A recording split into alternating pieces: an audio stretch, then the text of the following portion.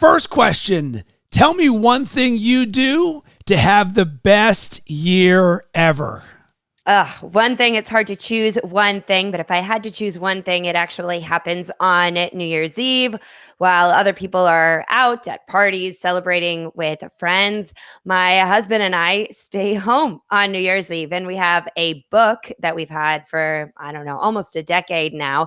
And each year we go back and we look at our goals from the year before, what we were working towards both personally and professionally with our family. We evaluate how the year went, and then we set our goals and our plans and our intentions for the next year. That's our New Year's Eve tradition. And I mean, there's Times Square couldn't even beat it. Well, that is absolutely fantastic. I love how intentional that is, because when you set a vision of what you want to accomplish, there's both looking forward and looking back to make sure that you get yourself in a position to succeed. So I absolutely love that. And welcome to Best Year Ever, a podcast designed to inspire growth and impact so you can create your best year ever. And I'm your host, Rob Cressy. And joining me today is Kindra Hall, best-selling author and chief storytelling officer at Success Magazine. Kindra, great to have you on the show. Rob, I'm so happy to be here. Thank you so much for the invitation. What I'm excited about with jamming with you is I originally wanted to talk to you about storytelling, and it was going to be an outward side of things. But then you mentioned to me, Rob, I've got this new book coming out where, among other things, we're going to talk about inward versus outward stories and the stories that we tell ourselves.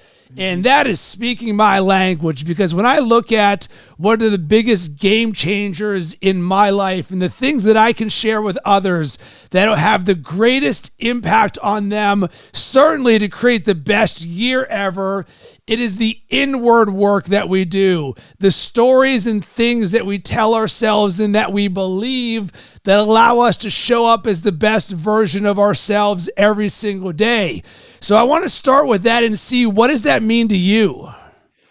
Well, I mean, I think what you said are right there. You know, I said one of the things that I do to have the best year ever is to set goals on New Year's Eve, which is great. And I love that as a tradition. But let's be honest, the best year ever only happens based on the things we do on a daily basis.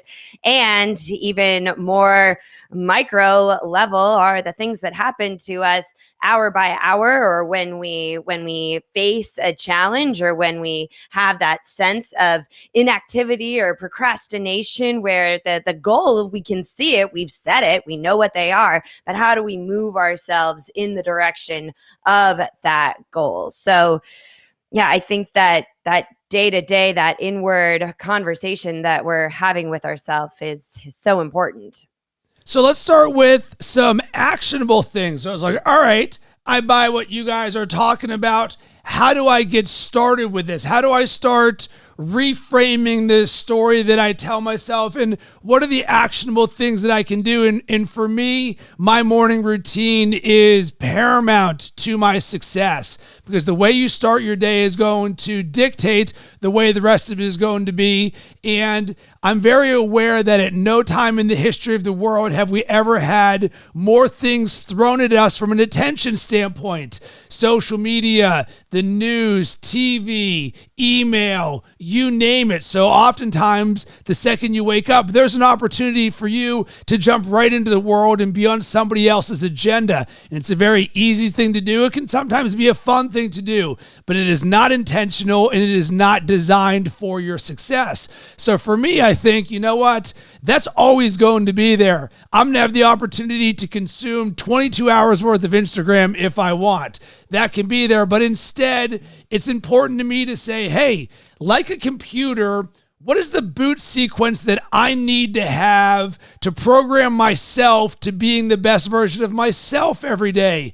And the first thing that I do to contribute to my success is I read for 30 minutes first thing in the morning. I'm curious from you, what is the first thing that you do when it comes to telling your story to yourself?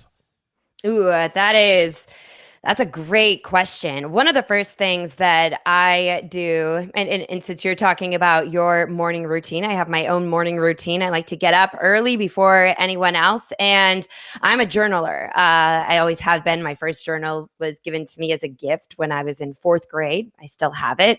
The journal entries were kind of funny when you go back and look at it, but that's actually the point. I spend some time in the morning, not only uh, journaling like affirmations, but writing down some of the positive stories that have happened to me over maybe the course of the day before, or maybe it was last week and I hadn't caught up on all of them, or maybe there was a positive story that I remembered that happened a decade ago, and I want to capture that. Because here's the thing: when it comes to building the mindset that is required to live your best year ever, it's really important that you understand your brain in many ways is working against you.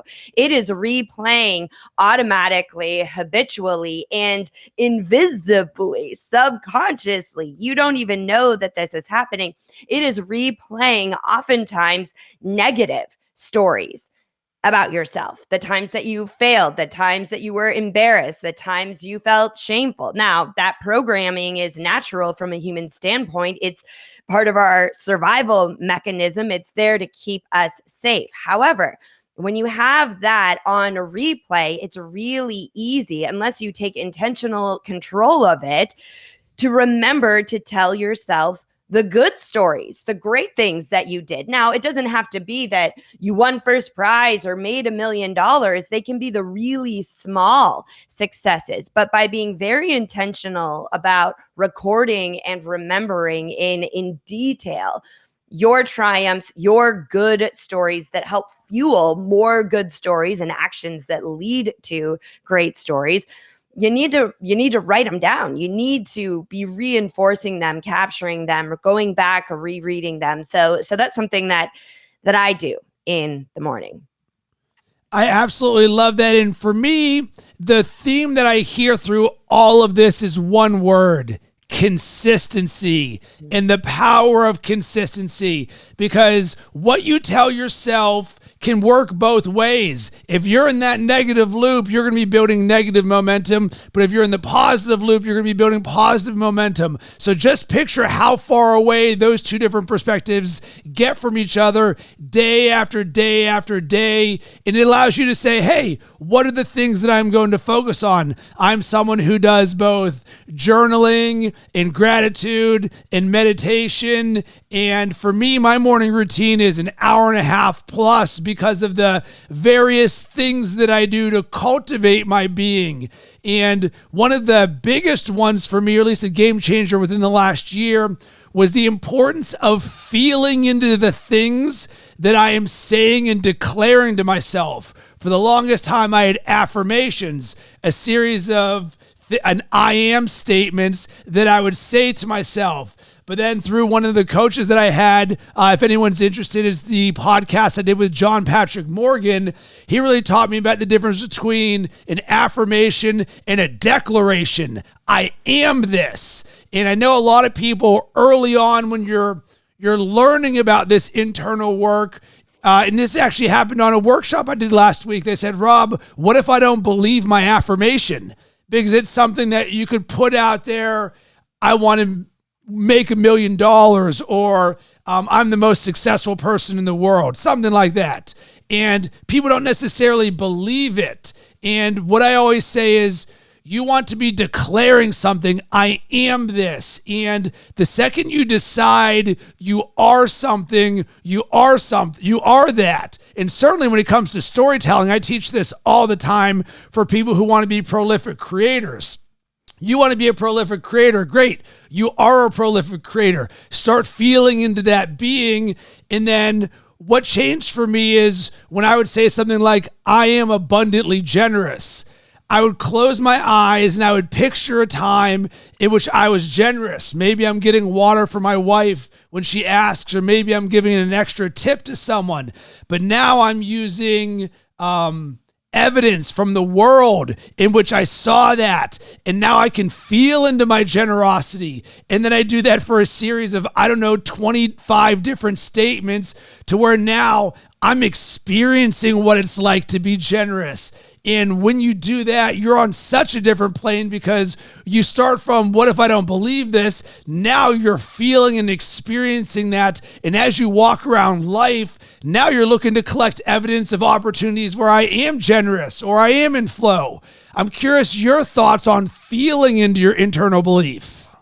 Well, it's so well said because stories are the pathway for feeling. This is why so many experts, including myself, encourage salespeople to sell through stories, not through features and benefits. Because if you're telling stories, the person you're telling them to, their brain actually responds by releasing oxytocin, which is the hormone that allows for emotion and empathy. Now, of course, this works on ourselves as well. So yeah, there are many people who are like, well, I have this affirmation that I can make lots of money, but I don't believe it. Well, just as you said there, and what I recommend to do through my process is, all right, go back and think of a time, find one of those moments in your life where you were able to produce income. You were able to make money, those moments of evidence, those stories. So for example, even as I'm thinking about this, if that was one of the affirmations that was falling short for me, but I knew that it was important that I spent each day feeling this way about myself, one of the stories that came to mind for me was when I was in high school and I was in the marching band. Yes, I was very popular. And we were supposed to go on a marching band trip to Houston, Texas. Well, my family didn't have the money to pay for my marching band trip to Houston, Texas. So I participated in the fundraiser, which was selling candy bars. And the candy bars were so good. There were 3 different flavors. There was just plain chocolate, chocolate with almond, and chocolate with caramel. The chocolate with caramel, you would break it open and the caramel would ooze out. And I remember I would bring that box of chocolate everywhere I went, especially to the classes that happened right after lunchtime, the classes that were right at the end of the day when people, even teenagers, need that sugary pick-me-up. I paid for my entire trip to Houston selling candy bars at 16 years old. Like, if I can make that much money, which, by comparison isn't a ton of money as a kid, think what I can do now. Just retelling that story to myself right now makes me want to go out and make some money. But it changes that relationship. Again, as you mentioned, that feeling I have about that statement, because now I can feel it. And because it happened to me, I can believe it. I love that. And there's a storytelling nugget that I want to highlight of what you just said around that candy bar. And you can feel it. And the word you said was oozing out. And what I love about this, and this is a creator tip, specificity. All of us listening or watching right now can picture that candy bar and it's just dripping open right there. And that's what allows us as the people consuming the story to be able to put ourselves in your shoes and get it more. So the more that you can be specific about things when you're telling stories, the better it's going to be. Both outwardly and inwardly. If you can be specific in the stories you're telling yourself, they'll stick with you longer as well. Well, 100%, and certainly as it relates to your vision. So when you're thinking about the story you're going to tell yourself, for me, I've got a 3-step process that I use and I teach. Vision, being, and action. What is it that you want to create? Where are you going? Who do you need to be the person that creates that vision? And then number 3, what is the action you need to take to be the person that creates the vision that you want to accomplish right there? And the more specific you can be on your vision, the better. Not just, I want to be rich. It's, I want, and you get extremely specific about what it is. And an example for me is, one of the things that I write down around my vision is I have a cabin in the mountains where I take my family to learn how to ski. And I sit there every single day and I close my eyes and I picture like a log cabin like you would see in Colorado or something. And I envision the fireplace, or teaching a kid how to do the pizza pie, the pizza wedge down the little bunny hill. And I make it as real as possible. And the more specific you can get for your dreams and your vision, the better you're going to be able to feel it and then make that happen.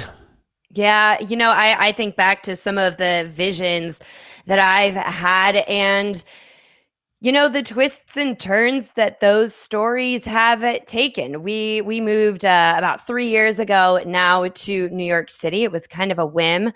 We had on a visit to New York, we had stumbled upon this incredible apartment. We were like, hey, let's see if we can tour it. We had no intention of ever renting an apartment in New York City. It was just out of the question. We went up, we toured around. There was this amazing rooftop to it.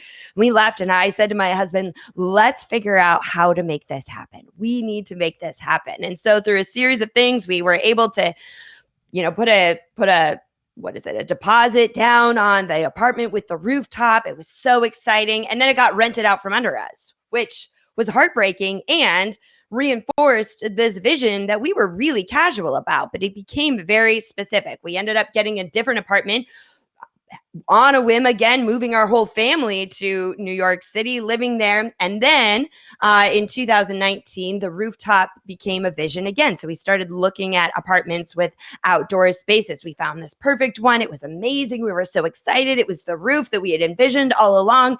And then on the day that they accepted our application was the first day that we started getting event cancellations or delays because of the pandemic. So I'm a keynote speaker. It was late February 2020, and everyone was like, what are we going to do? We don't know. So we watched hundreds of thousands of dollars of income vanish overnight, and we couldn't sign the lease on that apartment. And I thought that vision was dead. But the thing is, we had been telling ourselves that story for so long that it almost feels like it worked its way into the fibers of the universe, because several months later, things had changed. Rents were dropping in the city, and we were able to find an even better apartment with a roof that, as a matter of fact, looks over the original roof that we lost for that very first apartment we wanted to get. And so you can be very specific about what your vision is, and you definitely should be. But don't think that means the vision is going to occur exactly as you imagine. And that's one of the most important pieces of self-storytelling and the stories that you tell yourself, is recognizing that when those twists and turns come, because they will, to not think this is the end of the story, but instead to choose to see it as a middle. This is the middle of my story. For me, the rooftop fell through. I can't wait to see what's going to happen instead. What rooftop will come to me instead? Choosing to see things as the middle and not ending the story until you're happy with it. I love that. And what stands out to me about what you said is telling ourselves that story for so long. And I challenge you, the listener who's watching right now, what is the story you've been telling yourself? Is it a positive one? Is it a negative one? Is it the same one you've had for a while? Is there newness to it? Because this is why it's so important, is we live in our minds so much. So if we know we're going to constantly be thinking about something, well, wouldn't it make sense for us to design everything that we want and to be telling ourselves that story? What I love about this entire practice is there is no bigger cheerleader for me than me. Because being an entrepreneur, I learned this, 10 plus years ago when I left my corporate job and made $0 overnight. And I quickly realized, holy smokes, everything is on me. Like literally Every single decision in my life is on me. And the beautiful thing is that is when I became self-aware. That is when I adopted a growth mindset. And from that, I've told myself a different story. And it's a gift I want to give to others is we all have the ability to craft the story that we want in our life. It doesn't mean it's going to be happening immediately, but there's a lot of stories in between there. There's a lot of different things that make up who we are. So focus on the things that amplify you to being the best version of yourself. And write it down, because a key to consistency for me is my ability every single morning to open up Evernote, go into my boot sequence folder, and see all of the different documents that I can read that create me into who I am. Mm-hmm. And I think that you said it there. This is though consistency is extremely important, the other extremely important pillar to this practice of self-storytelling is choice. And you mentioned it just now. You get to choose the stories that you are reinforcing. And you said that for you are your best cheerleader. But for many people, the thing that is working against them is they are also their own worst critic. And at any given moment, you get to choose which side of that coin you're playing on. So for example, even just yesterday, I'm going through the final edits of my book. It comes out in January, so the final edits are due today, but I will probably hand them in on Friday. And I was just really crabby all day today. I've been really crabby because it's hard to read your words and know that these are the final words, that you're putting the final touches on the words that hopefully millions of people will read. There is a lot of self-storytelling that's happening. Add to it that the book is about self-storytelling. And there was a lot of doubt. There was a lot of, is this good? Is this terrible? Is my publisher going to regret that they bought this book in the first place? And I could feel myself being weighted down by this. And it was impacting how I see myself. And then I decided to choose a better story. Now, I can't change the fact that editing a book is a hard thing to do. And so I decided to lean into that fact. And I told myself, this is the story I chose, is that I am putting the final edits on a book. And only a real author would care this much about each and every word on the page. So this painful experience is actually a celebration of the fact that I am this thing that I've always wanted to be, an author. And yeah, this is part of the job, but at its core, what a beautiful thing it is. So it didn't necessarily erase the doubt or the agony, but it certainly gave me a stronger, more positive foundation from which I can launch myself forward once the editing is done. Oh, I love that. One of my declarations that I read and say every single day, I am that I care the most. Mm-hmm. And that doesn't mean that we don't feel the negative side of things. You talked about the weight.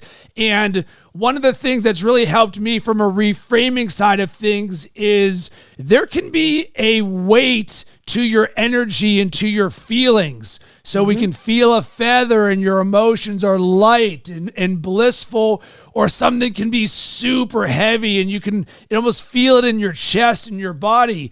Well, when you understand that dynamic, then at any point you can say, all right, well, I'm going to commit to today having a light day. I don't care what happens in my day, no matter what else comes this way. I'm going to make it a point to be like a feather, almost to take a page from Bruce Lee. But it feels like the majority of the world is super heavy.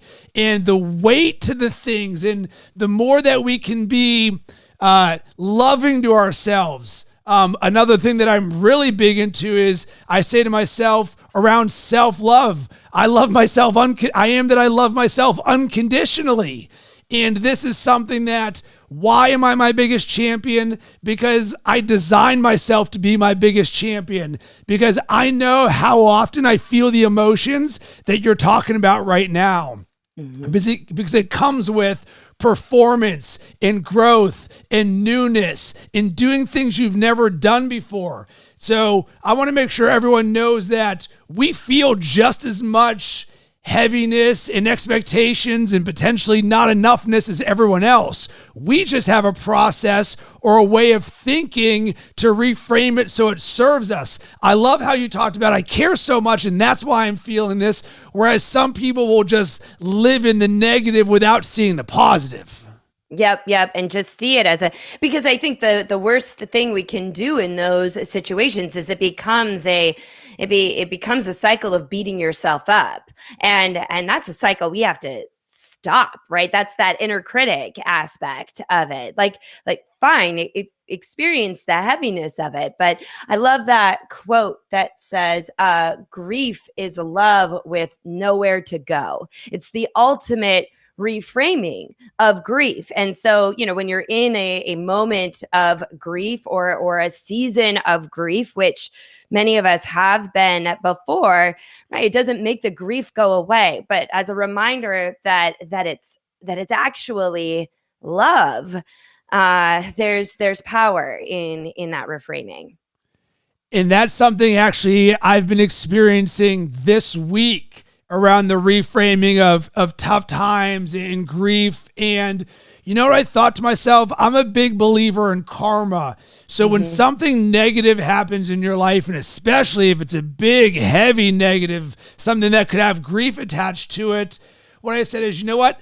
I can't control that. But what I do know is that when something negative happens, that means something good is right around the corner. So it doesn't mean that I'm minimizing the negative thing that happened. I'm just choosing to focus on the fact that, you know what? Karma says when I do something good for others, good eventually comes back. So therefore, if something negative is happening in my life, I use it as an opportunity to reframe it and say, all right, well, one, I'm going to go out and do some good for some other people because apparently I need to be doing more on the karma side of things to get things going in the right direction. And when you give to others, that's when you can experience yourself. So I always like to focus on the good things that will come, not focusing on the negative situation right now, as hard as that can be.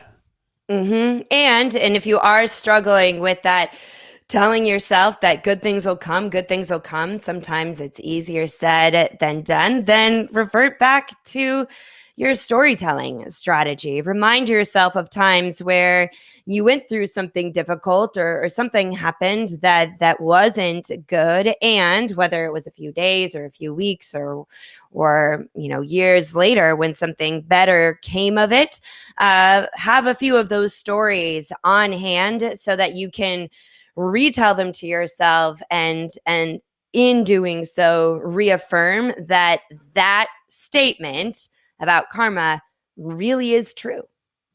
And Kindra, I want to get us out on this. I believe and live everything that we're talking about here, but I think that there are some people who could just say that this might just not be for me, or I don't know where to start, or there's already going to be a self-limiting belief that makes us different from them. And I promise you, I am no different than you because I went a year and a half without a job living out of college. I was broke living off my credit card. I know what it's like to have $0, to go through a ton of pain, to lose jobs, to everything there. And what can you say to the people who don't know how to start or who are even hearing this and thinking that we're special or different? Like even your goals, things that you talked about at the very beginning for how you create the best year ever, that is such a beautiful thing because it's so logical and it makes sense. Of course, this is something that you would want to do, but at the same time, it can almost not be relatable because it's such an exceptional thing that you do to contribute to your success. So what can you say to those people? Because I genuinely want to help them to understand that this is for them, that this is a perspective or an opportunity. It doesn't mean that what we're saying is absolute. It's just our way of creating our lives and the stories that we're telling ourselves. I think where those doubts or that this isn't for me or that you're something special, really at the core of that is when you're listening to this and you're listening to this conversation, there's an assumption or even an active creation of making it bigger than it is. The reality is the stories we tell ourselves happen in really small moments. Like this is a very simple thing that happens in a very small moment. And where it can seem inaccessible or out of touch is when you think it's something bigger than it is. So for example, over the course of the pandemic and, I was making some choices that maybe weren't super healthy for me in terms of physical health. And I really wanted to start making some changes there, but it's really hard. It's really hard to go from sitting on the couch to running through Central Park when really all you want to do is sit on the couch. And so I would be sitting on the couch knowing that I should go work out, but not really wanting to. And in that moment, there's a moment right there, right, where that decision between inaction or action happens. I would tell myself the story of the night that I went to a wedding, and I wore this beautiful blue dress, and I'd been eating well and I'd been exercising, and I felt really good about myself. And I was getting compliments all night about how I looked, that I was glowing at this wedding. That was several years ago. And so as I was sitting on that couch debating whether or not I should get up and go for a run, I would quickly tell myself that story of that night, the shoes I was wearing, the dress I was wearing, how I felt. And let me tell you, it got me off the couch. Now, maybe I didn't run 5 miles, but I at least went for a walk. And sometimes that walk turned into a jog, which turned into a couple laps around the reservoir. The point here is this is a very small and truthfully very simple thing to do. When you catch yourself in a limiting belief, when you catch yourself facing a gap of where you are and where you want to go, that is a moment where you can tell yourself a very small story to move you forward.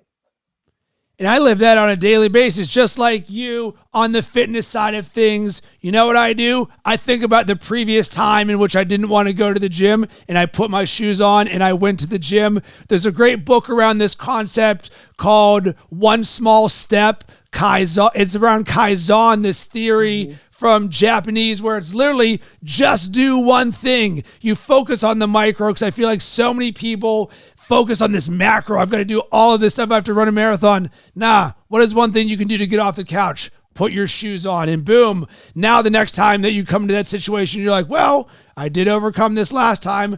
I can overcome it this time.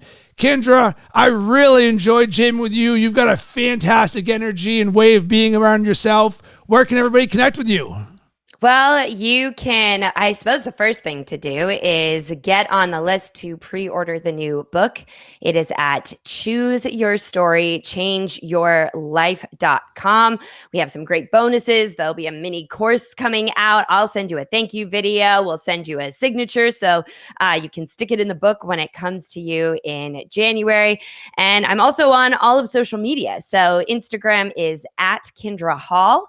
That's the easiest place to go. And of course, my website is kindrahall.com. And I want to hear from you. Is there anything we said in this episode that caused you to think or take action? If so, what was it? Is there a part of your morning routine that you use to tell your story for yourself to build that belief? You can hit me up on all social media platforms at Rob Cressy. And I'm excited to announce we do have our next Prolific Creator Workshop coming on Thursday, August 19th. Head to robcressy.com, sign up, and be part of it.